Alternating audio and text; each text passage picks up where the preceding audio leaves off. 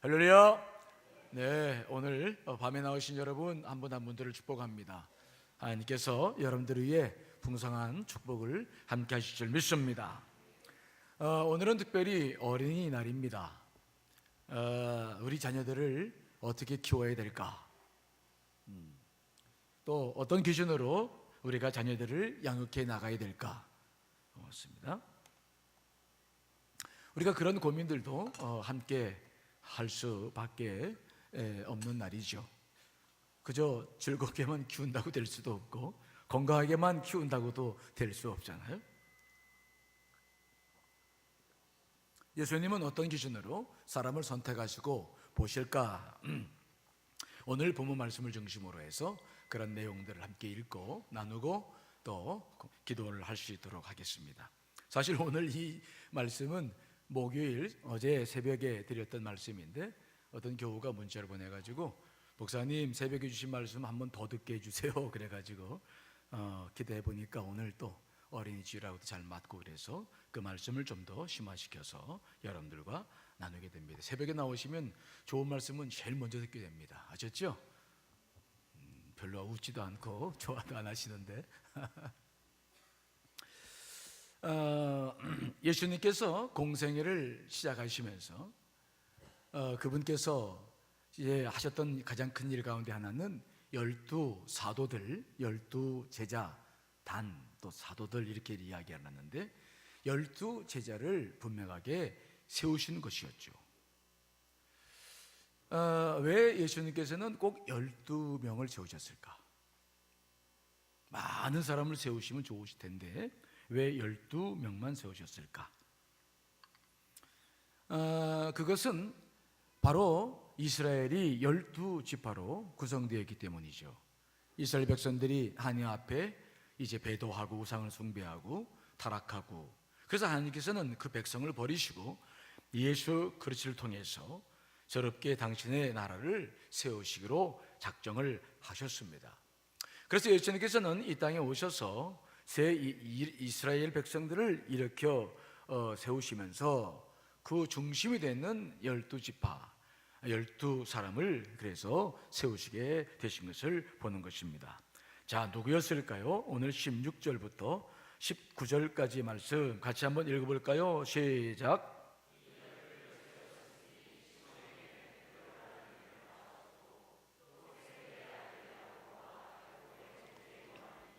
이 둘에게는 보아 너게 곧 우레의 아들이란 이름을 더하셨으며 또 안드레와 빌립과 바돌로메와 마테와 도마와 알페오의 아들 야고보와 및 다데오와 가나안인 시몬이며 또 가룟 유다니 이는 예수를 판 자더라. 자, 그런데 12명은 어떤 기준으로 세우셨을까요? 12지파를 상징하는 그 중요한 사람들이라고 한다면 뭔가 기준이 있었을 거 아니겠어요? 제가 만일 예수님이었다면 머리가 좋은 사람들, 또 체격도 건장하고 멋지게 생긴 사람들을 뽑지 않았을까 생각합니다. 그렇죠? 여러분이 예수님이라도 그럴 것 같으시죠? 솔직히 얘기해봐요. 그렇죠? 네, 그렇죠. 주로 서울대 출신들로 쭉 뽑아가지고 자, 그런데 오늘 예수님께서 뽑으신 사람들을 보면은 참 한심한 사람들이 뽑혔어요. 사회적으로나 교육 수준으로 보나 능력으로 보나 이게 무슨 자랑거리가 있는 사람들이 별로 없어요. 그 중에 4명은 어부였고 1명은 사회적 멸시와 비난을 받았던 세리였습니다. 또 1명은 과격한 열심당원이었는데 맨 마지막에 나와 있는 가나안인 시몬이라는 사람이 열렬당원이었죠. 이 사람들은 칼을 차고 다니다가 로마인이나 로마 사람들이 협조하는 사람들을 죽이는 그러한 과격한 일을 했던 사람들이었어요. 그 당시에는 율법적으로 능통했던 바리새인들도 많았고 아주 똑똑했던 그런 서기관들도 많았습니다. 그런데 예수님의 제자 가운데는 그런 사람들이 한 명도 있어요, 없어요? 안 들어와 있어요. 물론 사도 바울이 있지만 사도 바울은 나중에 12제자가 아니고 나중에 부활하신 주님께서 그에게 나타나셔서 그가 이방인의 사도가 되었지만은 정식으로 12 제자는 아니었어요. 그리고 성격도 보면 이 사람들이 이렇게 좋은 사람들이 아니었어요. 우리가 베드로를 잘 압니다만은 베드로 아주 다혈질이고 자기 중심적인 사람이었잖아요. 그렇죠? 뭐 오늘 놀아야 되는데 지금 예배 나와가지고 불만인 겁니까? 아니면 누가 나오라고 그랬습니까? 나와가지고 예배를 드리면서 은혜 받으려고 하는데 좀 웃고 좀 잘 말씀을 받아들이셔야지. 베드로는 그렇게 좋은 사람이 아니었잖아요. 예수님을 제일 많이 괴롭혔던 사람이 베드로였어요. 또 오늘 사도 요한과 야고보, 이 두 형제는 우레의 아들이다. 불같은 성격을 가지고 있는 하여튼 그런 사람들이었다. 그러니까 이게 참 성격적으로도 좋은 사람들이 없어요. 가룟 유다는 배신한 사람이었죠. 도마는 그냥 성격 의심 많아가지고 무슨 말하면 제대로 믿질 않아. 보여달라고 그러고, 그렇죠? 도마 같은. 하여튼 별로 이렇게 볼만한 사람들이 별로 없어요. 많이 배운 것도 아니고 사회적 지위가 높은 것도 아니고 성격이 좋은 것도 아니고. 그럼 어떤 사람이에요? 이 사람들은 쉽게 말하면 아주 그냥 평범한 사람들이죠. 그래서 사도행전 3장에 나가보면 성령을 체험하고 난 다음에 베드로와 요한이 성전에 기도하러 올라가다가 거기 미문에서 안전병이 하나 고쳐주잖아요. 그러니까 그것 때문에 나중에 붙잡혀가지고 고초를 당하고 그 다음날 이제 유대 지도자들에게 자기를 변론하는데, 그때 베드로가 어찌나 말을 잘하는지 그때 놀란 말씀이 있죠. 사도행전 4장 13절 한번 읽어보겠습니다. 시작.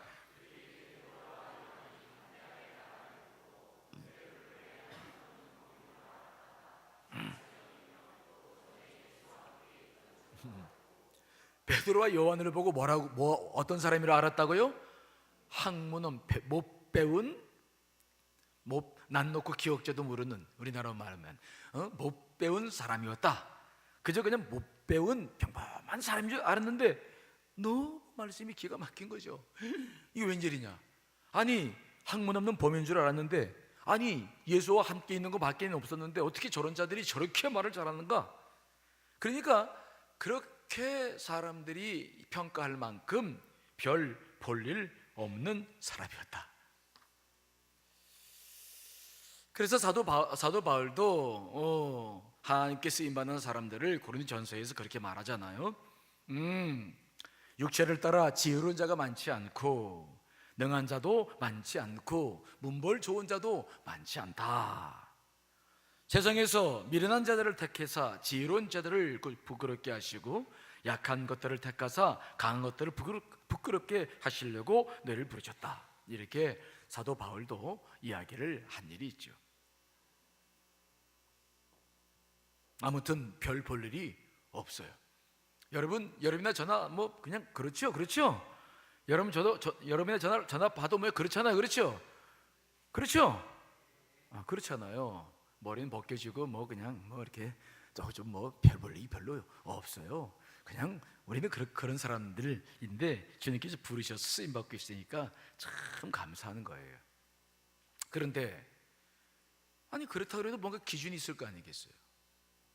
사회적으로 뭐 이게 또 학문적으로 뭐 내세울 게 없다고 그래도 기준이 있으니까 하나님께서 뽑으셨겠지. 예수님께서 그냥 아무나 닥친 대로 뽑아가지고 12명 세우는 건 아니겠습니까? 그렇죠?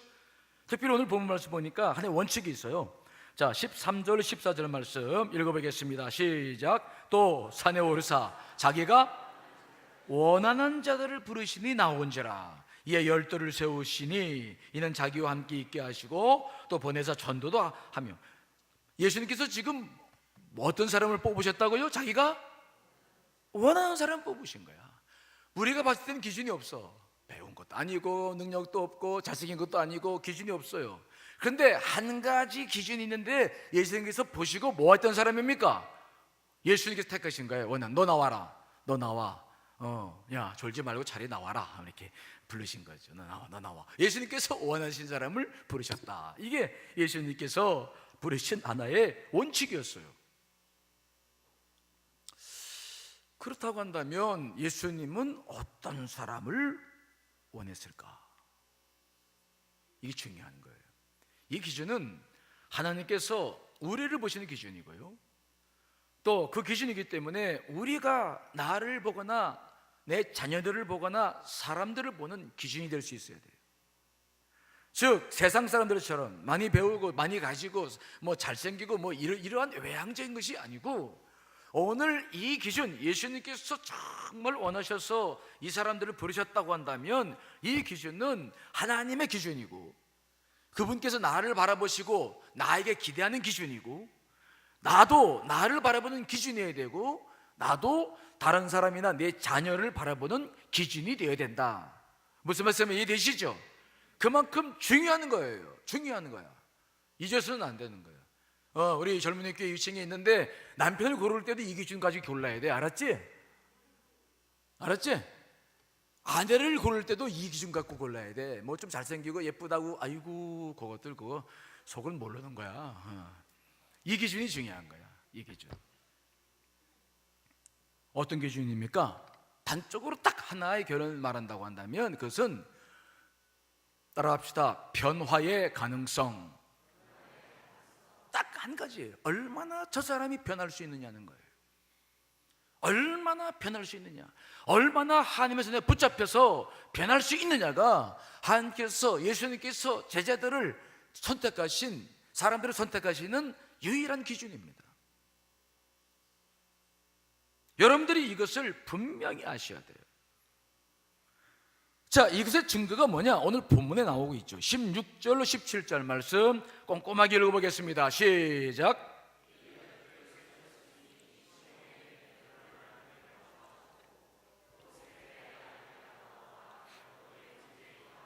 이들에게는 보아 너게 곧 우레의 아들이라는 이름을 더하셨으며. 오늘 12명에 대해서 어떤 기준이 없는데 16절과 17절에 보시면 주님께서 어떤 기준을 뽑았는지 단서가 나와요. 무슨 단서입니까? 베드로에게는, 베드로라는 이름은, 베드로라는 이름이 원래 베드로가 아니라 시몬이었잖아요. 근데 예수님께서는 그 시몬에게 베드로라는 이름을 더하셨다. 베드로라는 말의 의미는 뭡니까? 이것은 반석이다. 여러분 요한복음 1장에 나가보시면 베드로는 본래 자기 동생 안드레와 더불어서 예수님께 한번 갔던 일이 있었어요. 그때 예수님께서 베드로를 딱 보신 다음에 베드로에게 뭐라고 딱 말씀하십니까? 자, 이 요한복음 1장 42절이죠. 읽어보겠습니다. 시작. 이르시되 내가 요한의 아들 시몬이니 장차 게바라 하리라 하니라. 게바는 번역하면 베드로를. 게바는 그 당시에 쓰던 아람어였고 베드로는 헬라식 발음이에요. 그러니까 아람어나 헬라식으로 불러서 달라진 뜻은 똑같아. 게바나 베드로나 반석이란 말은 똑같아. 원래 시몬이었는데 반석이라 이렇게 바꾸신 거예요. 베드로는 처음에 봤을 때 거칠고 아주 그냥 불만투성이고 자기 주장이 강한 사람입니다. 우리가 애니어그램으로 말하면 8번이에요. 전형적인 8번이죠. 아주 그냥 고집세고 지잘날 맛에 사는 사람이죠. 그런데 예수님께서 그를 딱 보자마자 뭐라고 말씀하셨냐면은 너는 게바라 할 것이다. 넌 베드로다. 예수님께서는 현재 베드로의 모습 때문에 베드로 부르신 게 아니라 장차 네가 변해야 될 것을 내가 보니까 확신한다. 너는 베드로가 될 것이다. 장차 변화의 가능성을 보시고 그를 딱 뽑으셨다라고 말씀하고 있는 것입니다. 변화의 가능성. 또 야고보와 요한의 형제들에게는 무슨 별명을 붙여주었습니까? 우레의 아들. 보아너게. 우레가 뭔 줄 아시죠? 천둥번개 막 이걸 우레라고 말해요. 하여튼 성질이 어떻게 생겨 먹었다고요? 세상 말로 지랄맞게 생긴 거죠. 지멋대로 막 그냥. 그래서 그들에게 우레의 아들 보아너게라는 별명까지 붙여주었어요. 그 사람들이 어떤 사람인지 아십니까? 누가복음 9장에 보면 예수님께서 예루살렘으로 가실 때에 보통 이스라엘 사람들은 그 사마리아 지방을 통과하지 않고 요단강을 건너서 우회해서 예루살렘으로 들어오는데 예수님께서는 가끔 사마리아 여인을 만날 때도 그런 것처럼 그 사마리아 지역을 그냥 통과해가지고 예루살렘으로 내려오려고 어느 한 사마리아 지역으로 쑥 마을로 들어갔어요. 그랬더니 그 사마리아 그 사람들이 예수님이 그 자기네 길을 통해서 예루살렘을 가신 줄 알고 못 들어오게 딱 막아버렸어요. 돌아가라고. 당신 예루살렘 갈 건데 왜 이 길을 통과하냐고. 그리고 딱 막아버리니까 그때 야고보와 요한이 등장합니다. 야고보와 요한이 등장해가지고 뭐라고 말합니까? 주여, 우리가 그냥 하늘로부터 불을 내려가지고 저들을 그냥 싹 멸하라고 기도하리까? 막 이렇게 나오는 거예요. 무슨 말 이해되십니까? 그냥 불로 확 태워버릴까요, 주님? 저것들 그냥 싹 태워 죽일까요? 어휴. 그러니까 예수님께서 뭐라고 말씀했습니까? 아서라, 그런 말 하면 안 된다. 가만히 있어. 그리고 예수님께서 그 말을 피하셔가지고 다른 마을로 가셔서 예루살렘을 가셨다는 말씀이 나옵니다. 그만큼 못돼 처먹었어요. 야고보와 요한이 그렇게 못돼 처먹은 사람이었어요. 근데 나중에 이 사람들이 어떻게 봐야 됩니까?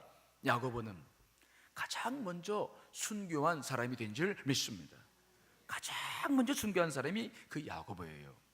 요한은 어떤 사람입니까? 예수님께 가장 많은 사랑을 받았어요. 그는 그만 유일하게 십자가를 주님께서 십자가 못 박혀 돌아가신 것을 예수님의 어머니와 함께 바라봤던 제자가 되었죠. 주님께서는 그 요한에게 그 사랑하는 자기 육신의 어머니를 맡기셨어요. 요한은 평생 육신의 어머니 마리아를 모셨고 마지막에는 반모섬에서 요한계시록을 받아서 요한계시록을 기록한 정말 유일한 하나님의 종이 된 줄 믿습니다. 그렇게 바꿔지게 되는 거예요. 그러니까 예수님께서 12사도를 세우신 중요한 기준이 하나가 있는데 그 기준은 뭐라고요? 어떤 가능성이 있어야 된다는 겁니까? 변화의 가능성이. 저 사람이 지금 저렇게 생겼는데 변화될 수 있느냐? 저 사람이 배운 것도 없는데 베드로처럼 학문도 없는데 저 사람이 성령에 붙들리면 과연 변할 수 있는가? 여러분, 그 변화라는 것은 뭡니까? 외적인 사람에서 내적인 사람으로, 내적인 사람에서 영적인 사람으로 우리는 이 3단계의 변화의 과정을 거쳐나가야 돼요. 우리가 태어났을 때 우리는 죄성을 가지고 태어났기 때문에 전부 어떤 사람입니까? 외적인 사람들이에요. 외적인 사람인 게 뭡니까? 눈에 보이는 거예요. 좋은 거 좋아하고 예쁜 거 좋아하고 많은 거 좋아하고 자기 풍족한 거 좋아하고 세상 사람들처럼 다 그런 것들을 좋아하는 사람들이 우리가 자연적인 사람들 태어나면 생기는 사람들이 그런 사람들이에요. 안목의 정욕과 이생의 자랑 가지고 사는 사람들. 그런데 이런 사람들이 예수님과 더불어서 이제 변화되기 시작하죠. 어떤 변화를 거칩니까? 그래서 어떤 사람이 됩니까? 이제는 자신을 보는 내면의 사람이 됩니다.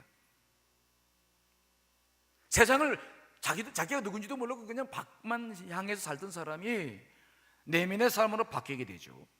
근데 이 내면의 사람으로는 바뀌어지면 안 됩니다. 예수 그리스도의 십자가의 보혈과 예수님의 그 성령님을 깨닫지 못하면 이 사람들은 자기 성찰하다가 우울증에 걸리거나 심각한 문제를 발생하죠. 이 내적인 사람 안에 성령이 들어와서 어떤 사람이 변화되느냐? 영적인 사람으로 변화되는 것이 마지막 코스예요. 변화의 과정이, 이러한 변화의 과정들을 얼마나 철저하게 거쳐나가느냐가 바로 좋은 사람들의 기준이죠. 변화의 가능성, 그 변화가 가능한 사람인가? 라고 하는 것이 예수님께서 사람을 보시는 기준이었어요. 그러므로 어떤 사람이 제일 좋은 사람입니까? 우리가 어떤 사람을 늘 좋아하고 우리 스스로가 그런 사람이 되어야 됩니까? 어떤 사람이 제일 좋은 사람이라고요? 따라합시다. 하나님이 선택하신 사람. 하나님이 선택하신 사람은 어떤 사람이라고요? 변화의 가능성이 가장 많은 사람이에요. 그게 가장 좋은 사람이에요.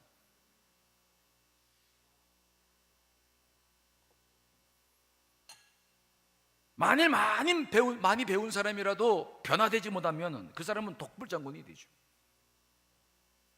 아무리 성품이 좋은 사람이라도 변화되지 못하면 영적인 사람이 될 수 없습니다.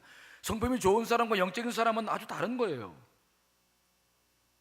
선하다고 구원받는 게 아닙니다. 이건 또 다른 문제죠.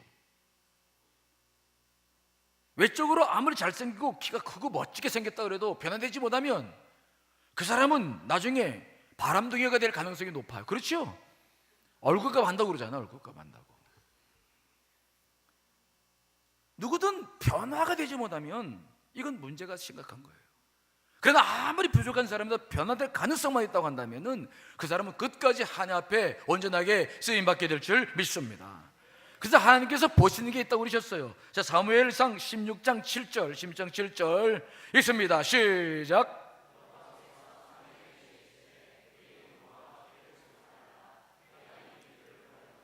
내가 보는 것은 사람과 같지 아니하니 사람은 외모를 보거니와 나 여호와는 중심을 보느니라 하시니라. 사무엘이 다윗의 집으로 사울 뒤를 이어서 왕이 될 사람을 뽑으려고 기름 부으려고 기름병을 가지고 갔어요. 갔더니 그냥 다윗의 형들 7형제들이 쫙 나오는데 와, 무슨 뭐 미스터 코리아 뽑는 것처럼 막 엘리압도 제게가지고 막 건장한 개 확 그냥 골격해가지고 막 딱 나오는데 사무엘이 막 엘리압을 쳐다보자 막 눈이 확 동그라져가지고 와, 멋지다. 남자가 남자를 멋지다고 얼마나 멋지겠어. 그래서 뿅 가가지고 기름을 부으려고 딱 했던 거예요. 근데 하나님께서 뭐라고요? 스톱! 눈을 떠라 사무엘아. 눈을 떠. 스톱! 그러면서 하신 말씀이 그 용모와 키를 보지 말아라. 용모와 키를 보지 마라. 나는 중심을 보느니라. 나는 이미 엘리압을 버렸다. 중심이 안 됐다는 거예요. 그 중심은 뭡니까? 그 중심이 뭡니까? 바로 변화의 가능성에 대한 이야기예요. 변화될 가능성이 있느냐? 그 중심을 보시면서 하나님께서 판단하시는 겁니다. 그 멋있는 다윗의 형들이 다 지나갔는데 하나님은 기름 붓지 못했어요. 그래서 사무엘이 물었습니다. 아니, 이제 아들 또 없냐? 아, 있는데 문열이 하나가 있는데 그 문열이는 아이고 이 형들아 축에도 못 껴서 그냥 저 데려가서 양이나 치라고 그랬다고. 아이고 볼 것도 없다고 그랬던 사무엘이 빨리 데려오라고. 그래서 와왔더니 그냥 얼굴이 붉게 생겼는데 눈이 그냥 뚜릿뚜릿하고 하나님께서 바로 저다. 그래서 다윗에게 기름을 부었잖아요. 그 다윗은 어떤 사람이었습니까? 용모나 모든 거 봤을 때 자기 형들에게 너무 뒤졌어. 하지만 그에게 중심이 있었는데 무슨 중심입니까? 그는 하나님 말씀 따라 살 만한 변화의 가능성이 가장 많은 사람인 줄 분명히 믿습니다. 그는 광야 14년 동안 그쯤에서 수많은 변화를 거쳤어요. 그래서 하나님께서 그를 보셨던 그 중심대로 그대로 하나님 앞에서 최고의 사람이 되었습니다. 하나님께서 다윗을 보면서 뭐라고 말씀했습니까? 저는 내 마음에 뭐라고요? 합한 자다. 성경에서 내 마음에 합한 자라고 한 사람은 다윗밖에 없었어. 그만큼 하나님은 그 변화의 가능성, 그 중심, 그걸 보시고 사람들을 선택하시는 거예요.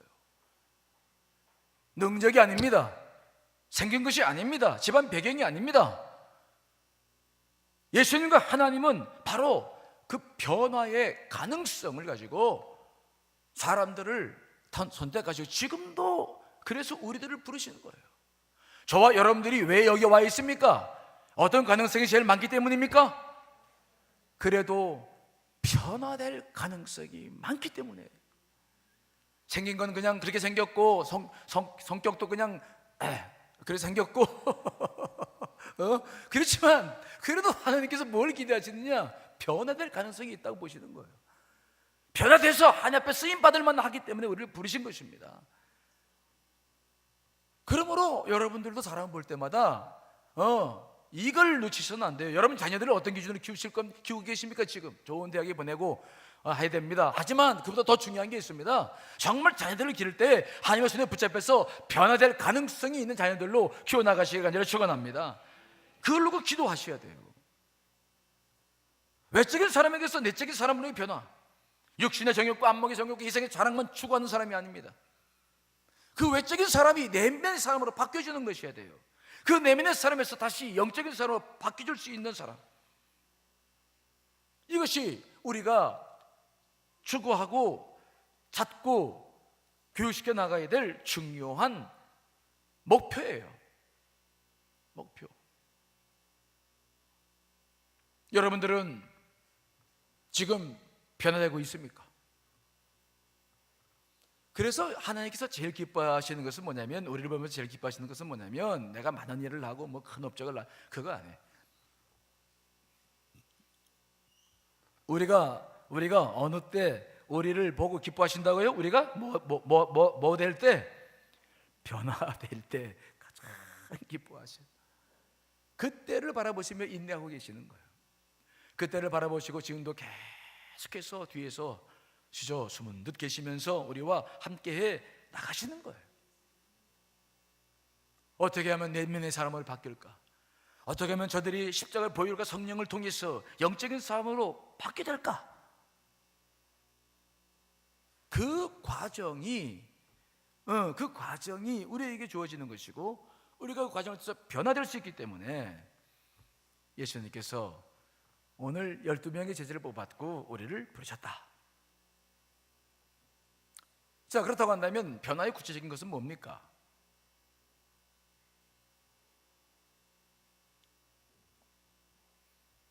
오늘 저는 외적인 사람이 어떻게 내면의 사람을 바뀔까, 내면의 사람이 어떻게 성령을 통해서 영적인 사람으로 바뀔까, 이거 전체를 다 말씀드릴 수는 없어요. 시간이 없기 때문에. 오늘 또 우리 자녀들을 축복하는 시간을 준비하고 있어가지고 그건 어렵고, 다만 이 세 단계, 외적인 사람에서 내면의 사람으로 바뀌고 이 내면의 사람이 영적인 사람으로 바뀌어 나갈 때에 보면은 가장 중요하게 바뀌어지는 게 하나가 있어요. 이 모든 것들 속에서 이 변화를 감지하게 하는 가장 중요한 변화가 하나가 있는데, 그 변화에 대해서만 좀 말씀을 좀 드리려고 해요. 그것은 바로 뭐냐? 어떤 것이 변화되는 것이 사람이 변화되는 것이냐? 따라합시다. 의지가 변화되어야 된다. 우리의 이성과 감성과 우리 여러 가지 육체와 변화할 것들이 많은데, 그 중에서 사람의 변화라고 하는 것은 어떤 것을 이야기하면서 변화라고 하냐면, 의지가 바뀌었을 때가 사람들이 변화했다라고 말을 하는, 의지, 어떤 자기의 뜻, 이것이 바뀌어지는 거예요. 의지는 우리 동양 철학의 개념으로 의지를 설명하면은 이렇게 설명할 수 있어요. 의지는 두 가지 요소가 있는데, 양적인 요소가 있고 음적인 요소가 있어요. 이 양적인 요소라고 하는 것은 뭐냐면, 의지는 활동성, 뭔가 내가 결단하고 내가 행하고 내가 최선을 다해서 해나가는 그런 활동성을 양성, 즉 양적인 요소다라고 말할 수 있어요. 의지는 그런 요소가 있어요. 열심히 뭔가를 하는 거예요. 의지가 내가 선택해서 하고 결단력이 있고. 그런데 이 의지라고 하는 것은 음적인 요소가 있는데, 음적인 요소는 뭐냐면 내가 하는 것이 아니라 수용하는 거예요. 하나님의 뜻을 내가 분별하고 내가 따르는 거예요. 즉 내가 뭔가를 막 하는 것이 아니라 내가 뭔가를 수용할 줄 아는 사람이 되어져 가는 것이죠. 즉 외적인 사람에서 내면의 사람으로 바뀌고 내면의 사람으로 영적으로 바뀌어 나가는 이 과정 속에서 이 의지의 변화는 어떻게 변화해 나가야 되냐면, 내가 뭔가 활동적이고 적극적으로 내가 뭔가 해나가는 그러한 양적인 사람, 의지를 가지고 있는 사람에게서 철저하게 어떤 사람으로 바뀌어야 되냐면, 하나님의 뜻을 수용할 수 있는 의지의 사람으로 바뀌어져야 될 줄 믿습니다. 이것을 가리켜서 우리가 뭐라고 말하냐면, 저 사람 변화됐다라고 말해요. 이해되시죠? 끝까지 자기만 주장하는 사람은 변화된 사람이 아니에요. 자기 주장이 많은 사람이 어느덧 그것을 내려놓고 이제 수용하기 시작해. 다른 사람들의 말도 귀를 기울여주고 예수 그리스도의 말에 더 귀를 기울여서 이제 그 뜻을 이루어 나가려고 그것을 수용해 나가면서 사는 사람들이 바로 하나님께서 원하시는 변화의 사람들이다. 자, 우리 베드로를 볼까요? 베드로에게 처음에 하나님 앞에, 예수님 앞에 부름받았을 때 그는 어떤 상태였습니까? 그는 늘 활발한 의지를 가지고 있었어요. 그는 배를 가지고 있었습니다. 선장이었죠. 그는 나름대로 성공한 사람이죠. 밤새도록 그물 던지는데 근데 배가 고기가 잡히지 않았어요. 그때 주님께서 그에게 오셔서 저 깊은 곳에 그물 던져라 그랬더니 예수님께서 하신 말씀이니까 내가 말씀에 의지해서 그물 던져보겠습니다. 그 던져봤는데 상상도 못할 고기가 잡혔어요. 자기 친구의 배로 오라고 해서 2배 가득 채우고도 그 배가 막 잠기게 되었으니까 놀랐어요. 그래서 이제 주님의 제자가 되었습니다. 하지만 그렇게 해서 주님의 제자가 되었지만은 그는 변화되지 않았어요. 3년 동안 주님을 따라다녔지만은 그는 주님 앞에 순종하지 못했습니다. 자기 의지대로 주님의 가는 길을 막았어요. 가이사랴 빌립보 지방에서 주는 그리스도시요 살아계신 하나님의 아들입니다라고 고백했지만 주님께서 십자가를 지시려고 나가실 때는 안 된다고 막 가로막았습니다. 예수님께서 사탄아 물러가라 라고 말씀하셨죠. 그건 자기 의지, 자기 판단님만 의지했어요. 예수님께서 그에게 분명히 말했습니다. 너는 내가 십자가를 질 때 너는 나를 부인할 것이다. 아닙니다. 무슨 소리 하는 겁니까? 주님, 내가 주님과 함께 죽을지언정 나는 절대 그러지 않을 겁니다. 큰 소리 빵빵 쳤지만 그는 주님께서 사로잡혀서 대제사장의 집에서 신문 받을 때 그는 주님께서 보는 그때 주님의 눈치를 의식하면서도 그는 닭이 울기 전에 3번 부인하면서 도망쳤던 사람이 베드로였어요. 철저하게 그 과정을 통해서 그는 통곡하며 울었어요. 내면의 사람으로 바뀌기 시작하는 것이죠.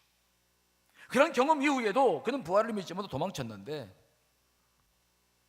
그때 주님께서 베드로와 제자들을 만나러 가셨죠. 디베레 바닷가, 요한복음 21장 나오는 이야기 여러분 많이 들었죠. 그때 베드로는 정말 부활하신 예수들을 만나고 그때 완벽한 변화를 이뤄냅니다. 그리고 그에게 예수님께서 어떤 말씀을 하셨습니까? 자, 요한복음 21장 18절 말씀 읽습니다. 시작.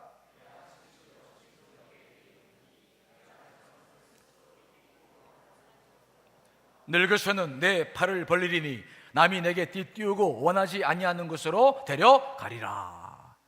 젊어서는 네 뜻대로 살았다는 거예요. 그 의지를 막 적극적으로 활용해가지고 자기의 뜻을 이루고 관철시키려고 막 살았다는 거예요. 그런데 이제는 남이 내게 띠띠우고 원하지 아니하는 곳으로 너를 데려갈 거야. 이제는 하나님 앞에 순종해서 100% 그렇게 삶을 살 것이다. 그건 로마에서 순교당했죠. 순교당할 때 어떻게 당했다고 그렇습니까? 예수님께서 십자가에 못 박혀 돌아가셨는데 내가 어떻게 똑바로 십자가에 못 박히겠는가? 나는 거꾸로 못 박혀야 되겠다.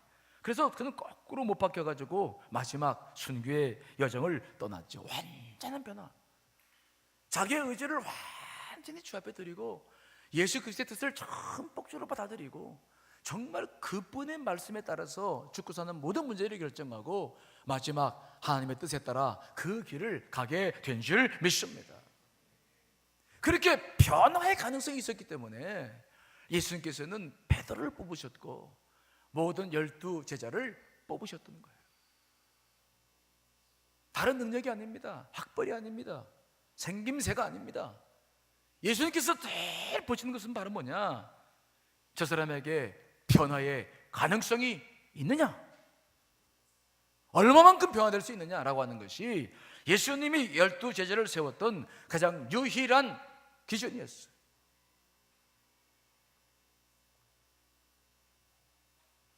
사람의 변화는 바로 이 의지의 변화를 의미하는 것인데 외적인 사람에게서 내적인 사람으로 바뀌고 내면적인 사람에게서 다시 영적인 사람으로 변화시켜 나가는 이 과정을 순종하게 받아들이고 그 변화를 수용해 나가고 철저하게 그 변화 앞에 자신을 세울 수 있는 사람이 바로 예수님께서 원하시던 바로 그 사람이었다.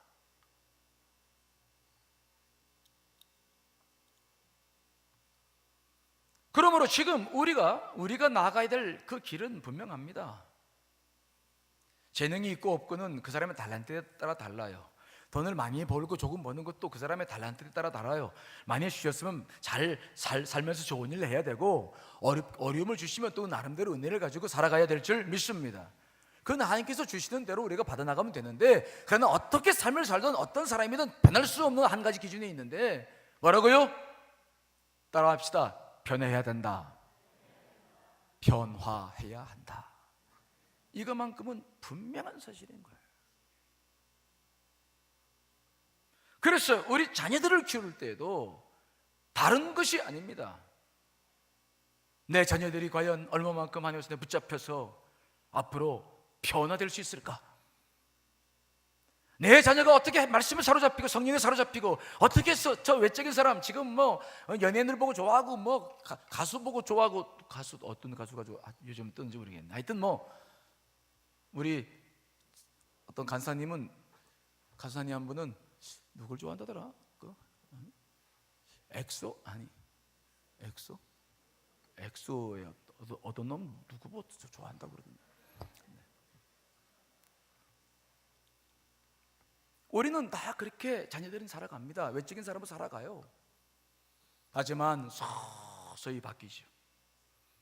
눈에 보이지 않는 것들이 가치가 무엇인지를 알게 되고, 무엇을 향해 인생의 목표를 삼아야 될지를 발견하게 되고, 서서히 무엇을 사랑하며 살아야 될지를 알게 되는 사람으로 바뀌어져 가는 것, 변화의 가능성이 많은 사람으로 키워나가는 것. 자기가 잘못했을 때는 무릎 꿇을 줄 알고, 회개할 줄 알고, 눈물 흘릴 줄 알고, 좋을 때는 감사하며 기뻐할 줄도 알고, 다른 사람을 축하할 줄도 알고, 나눌 줄도 알고, 끊임없이 자기를 변화시켜 나갈 수 있는 그 사람들이 바로 하나님의 사람이요, 가장 주님께서 원하시는 좋은 사람들인 줄 믿습니다. 자, 우리는 주님의 제자로 부름받은 사람들이죠. 지금의 세대를 책임질 만한 사람들이죠. 우리의 자녀들도 마찬가지입니다. 여러분들에게 하나의 기도의 제목이 있다면, 주님, 내 자신 스스로가